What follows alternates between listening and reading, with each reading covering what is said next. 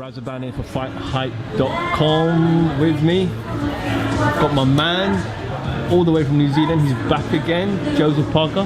Yeah, we're back again. How are you doing, champ? Doing good. We are back in London again. You know, this is the third fight we're having here in a row. Always feel good coming in. Now that we have a good routine and a good structure and a place to stay and a gym to train at, I feel like this is probably our second or third home. So we're looking forward to the fight, looking forward to the challenge. It's going to be a great fight.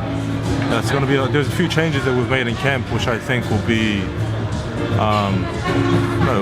put on display on Fight Night. And I feel like it's going to be a lot of punches, and I'm not going anywhere. Just before we get into boxing, the weather in London is quite hot. May I ask why you're wearing a jacket with so much fur? The weather is quite warm at the moment, of course it is.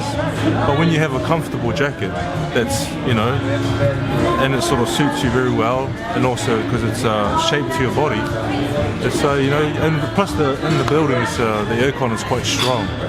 So if you're walking around with a t-shirt on and you're sort of shivering, you've got to have something to keep you warm.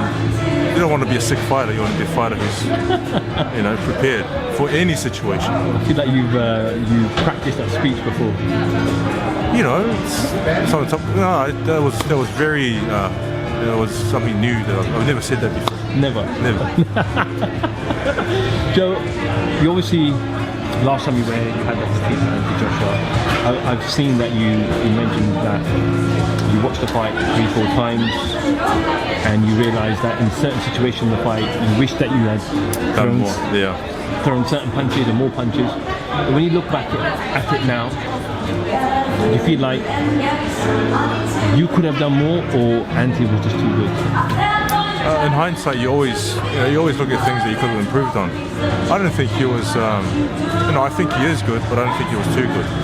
I think that if I did more, I could have gotten closer and threw more punches and probably caught him. But, you know, and he's probably doing the same thing. He looks back and goes, oh, I wish I, you know, put more pressure on to knock him out.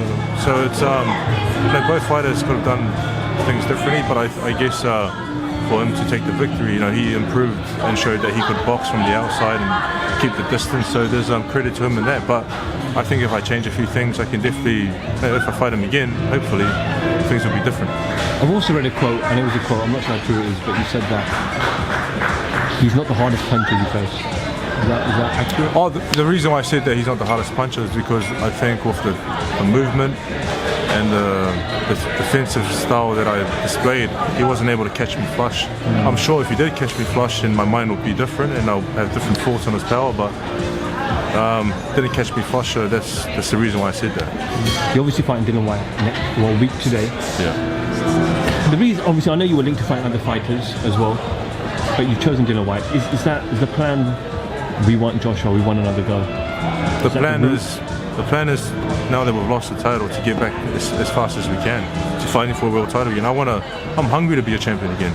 No, I want that belt back, and hopefully get the other belts doing so. But he's ranked highly. He's a challenger who doesn't turn down any fights, and he wants the best in the world. So I think both of us eager to be champion, and so that's going to make for a good fight. And it wasn't a hard decision, you know. Everything made sense in every area.